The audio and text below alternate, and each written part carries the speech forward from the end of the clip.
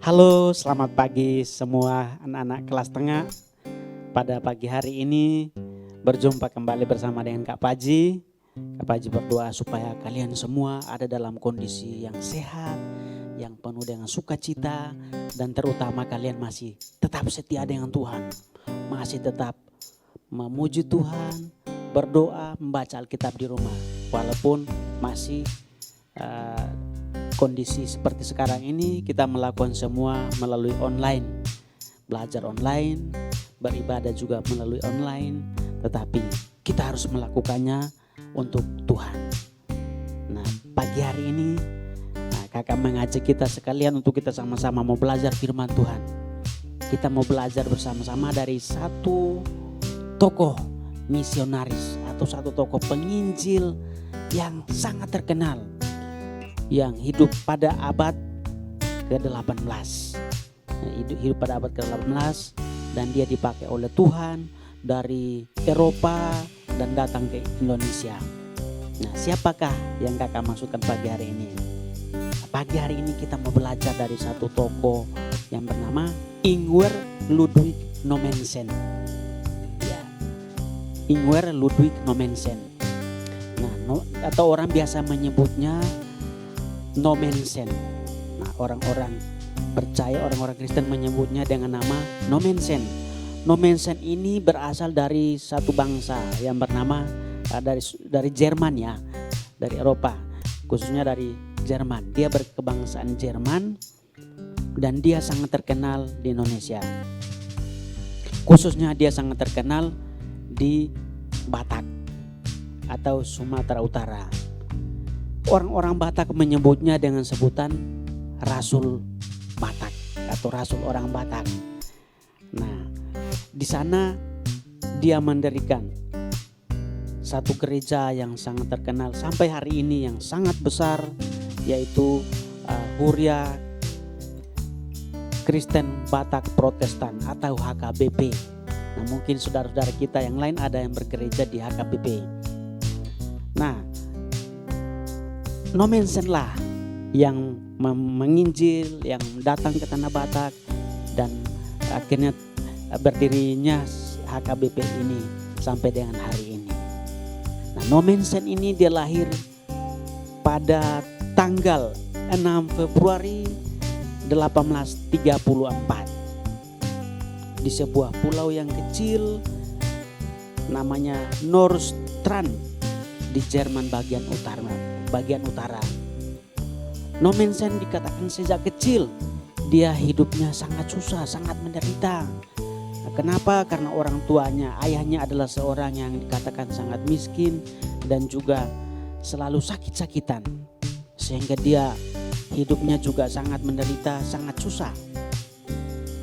Pada usia 8 tahun ia sudah mulai mencari nafkah dengan menggembalakan domba milik orang lain. Pada musim panas dia menggembalakan domba, dan pada musim dingin dia bersekolah. Pada umur 10 tahun Nommensen menjadi buruh tani. Nah, sehingga pada saat itu menurut dia pekerjaan atau bekerja jadi apapun, bekerja di bidang apapun itu sudah biasa bagi dia. Walaupun baru 10 tahun tapi dia sudah mulai bekerja. Nah, mungkin saat itulah Tuhan mempersiapkan dia untuk dia bisa menjadi seorang yang mau dipakai oleh Tuhan, menjadi penginjil, menjadi misionaris untuk memberitakan kebenaran Tuhan kepada banyak orang. Nah, suatu kali pada tahun 1846 Nommensen ini mengalami satu kecelakaan, atau pada usia 12 tahun dia mengalami satu kecelakaan yang sangat serius. Kecelakaannya seperti apa?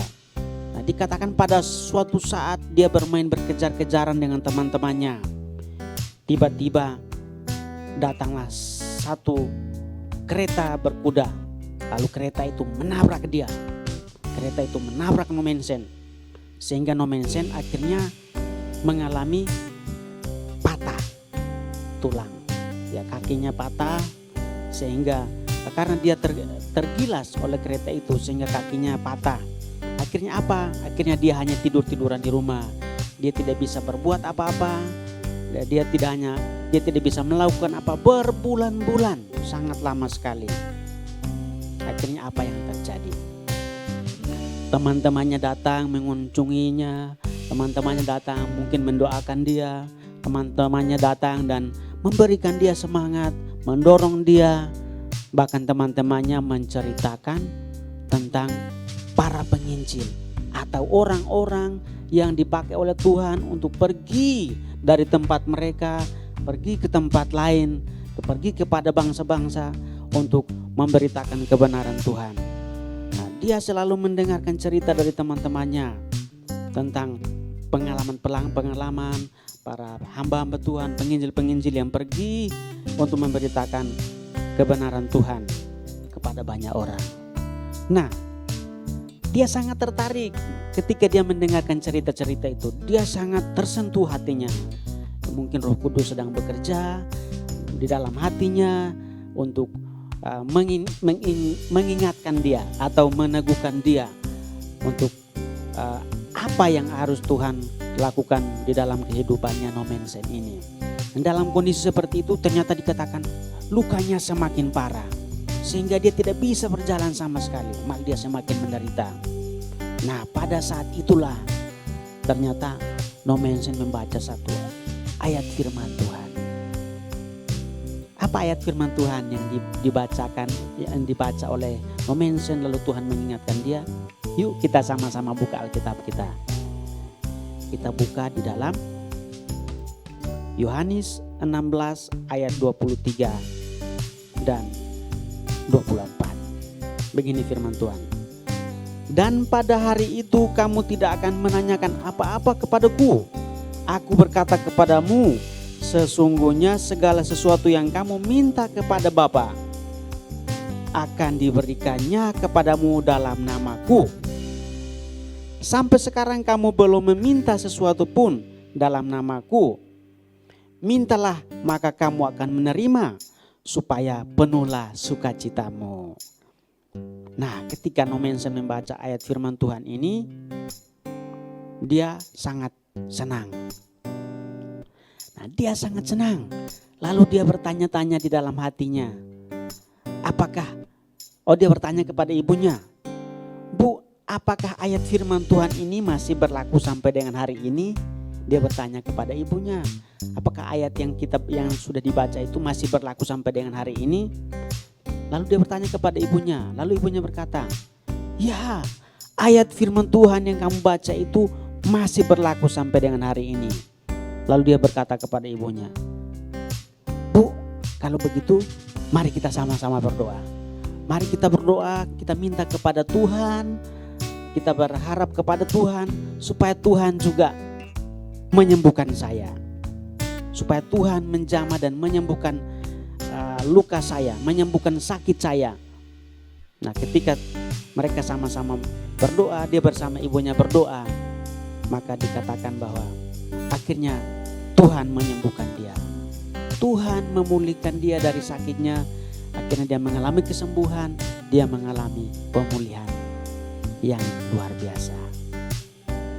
Nah, setelah dia sembuh, sudah dipulihkan oleh Tuhan, dia masih terus menggembalakan ternaknya, masih menggembalakan domba-domba punya orang lain. Dan dia hampir melupakan janjinya bahwa dia ingin pergi untuk menjadi penginjil seperti yang dia mendengarkan cerita-cerita dari teman-temannya. Akhirnya di dalam hatinya selalu bergejolak untuk pergi memberitakan firman Tuhan, untuk pergi menjadi penginjil. Nah, akhirnya dia pergi melamar di salah satu lembaga penginjilan, yang bernama Pekabaran Injil Rain yang ada di tempatnya. Nah, ketika dia pergi melamar, akhirnya dia harus belajar dulu. Dia belajar terus-menerus sampai beberapa tahun lamanya. Akhirnya setelah itu dia ditabiskan menjadi seorang pendeta. Nah, setelah ditabiskan menjadi seorang pendeta, maka dia mengambil keputusan untuk dia pergi untuk datang ke Indonesia dan mengabarkan kebenaran Tuhan. Dia berangkat menuju ke Pulau Sumatera, dan dia sampai di Pulau Sumatera pada tahun 1862 di Padang, dan dia mulai melakukan pelayanannya di sana. Dia mulai belajar bahasa Batak, dia mulai belajar bahasa-bahasa Melayu, dan dia mulai mendekati orang-orang yang ada di sana. Nah, dia mulai mendekati raja-raja, para pemimpin-pemimpin. Nah, sehingga dia mulai mendekati mereka dan dia hidup seperti orang-orang yang ada di sana. Dia belajar kebiasaan mereka dan dia hidup seperti kebiasaan orang-orang yang ada di sana. Akhirnya lama-kelamaan dia semakin terkenal, dia semakin memberitakan kebenaran Tuhan, dan juga banyak orang mulai percaya kepada Tuhan Yesus. Banyak orang mulai mengalami kasih Tuhan yang dinyatakan melalui No Mention ini. Sehingga dia semakin tersebar di banyak wilayah-wilayah yang ada di Pulau Sumatera. Dia juga melakukan atau mendirikan gereja. Nah, gereja HKBP juga yang didirikan oleh dia. Dia mendirikan sekolah-sekolah, dan dia juga mendirikan menerjemahkan Alkitab ke bahasa Batak, dan juga menerbitkan buku-buku cerita, dan juga banyak sekali yang dilakukan oleh No Mention ini. Sehingga dia sangat terkenal. Dia sangat terkenal, tapi Tuhan juga memakai dia menjadi orang yang luar biasa. Sehingga dia sangat namanya sangat terkenal sampai dengan hari ini. Akhirnya dia meninggal di tanah Batak pada usia yang sudah sangat tua, 84 tahun. Tetapi dia minta dia dimakamkan di tanah Batak bersama-sama dengan suku-suku Batak yang ada di sana. Dan dia tidak kembali ke kampung halamannya, tetapi dia dimakamkan di sana. Nah, hari ini adik-adik kita belajar satu ayat yang menguatkan dan mendorong No Mention ini, bahkan mengubah kehidupannya dia, dan dia dipakai oleh Tuhan. Yaitu apa? Dia percaya akan firman Tuhan, dan dia berdoa sungguh-sungguh kepada Tuhan, lalu Tuhan menjawab doanya dia. Dan Tuhan mengizinkan dia pergi untuk menginjili dan membawa banyak orang untuk diselamatkan oleh Tuhan. Nah, pagi ini Kak, kamu tanya kepada kalian yang seperti No Mention meminta kepada Tuhan untuk disembuhkan. Nah, apa yang kalian mau minta daripada Tuhan? Nah, mungkin kita minta supaya, atau adik-adik minta supaya Tuhan berikan kepintaran, supaya Tuhan berikan hikmat, supaya Tuhan berikan kesehatan kepada kalian, atau kesehatan kepada orang tua, atau Tuhan berkati pekerjaan orang tua kalian, Tuhan berkati masa depan kalian. Nah, kita semua bisa meminta kepada Tuhan. Kenapa? Karena firman Tuhan katakan bahwa semua yang kita minta, ketika kita minta di dalam nama Tuhan Yesus, maka Tuhan Yesus akan menjawab kita dengan setiap pergumulan yang kita doakan. Nah, hari ini kita harus yakini firman Tuhan katakan bahwa kamu harus memintanya di dalam namaku. Mintalah maka kamu akan menerima, supaya penuhlah sukacitamu. Nah, kita harus meminta kepada Tuhan. Hari ini yuk sama-sama kita minta kepada Tuhan untuk Tuhan berikan kepada kita. Nah, sebelum kita berdoa, ayat hafalannya di Matius 7 ayat yang ke-7. Bunyinya seperti ini. Mintalah maka kamu akan diberikan. Carilah maka kamu akan mendapatkan. Ketuklah pintu maka pintu akan dibukakannya kepadamu. Nah, yuk mari kita sama-sama berdoa. Terima kasih Tuhan Yesus, pagi hari ini kami sudah mendengarkan firman-Mu. Kami sudah belajar dari satu tokoh yang terkenal, tokoh misionaris yang dipakai Tuhan. Dan kami mohon juga Tuhan memakai hidup kami, walaupun kami masih kecil, tapi kelak kami akan dipakai oleh Tuhan yang luar biasa. Berkati kami supaya kami menjadi anak-anak yang terus meminta, berharap, percaya hanya kepada Tuhan. Maka Tuhan akan menjawab setiap doa-doa kami. Terima kasih Tuhan, berkati setiap doa-doa kami, dengarkan setiap doa-doa kami ya Tuhan, untuk kehidupan kami, sekolah kami, masa depan kami, orang tua kami, semuanya kami serahkan dalam tangan-Mu. Di dalam nama Tuhan Yesus kami berdoa. Amin.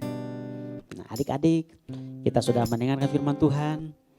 Nah, kakak berdoa supaya kalian semua tetap setia baca firman Tuhan, tetap setia berdoa, maka Tuhan akan memberkati senantiasa. Yuk kita akan jumpa kembali minggu depan. Tuhan memberkati.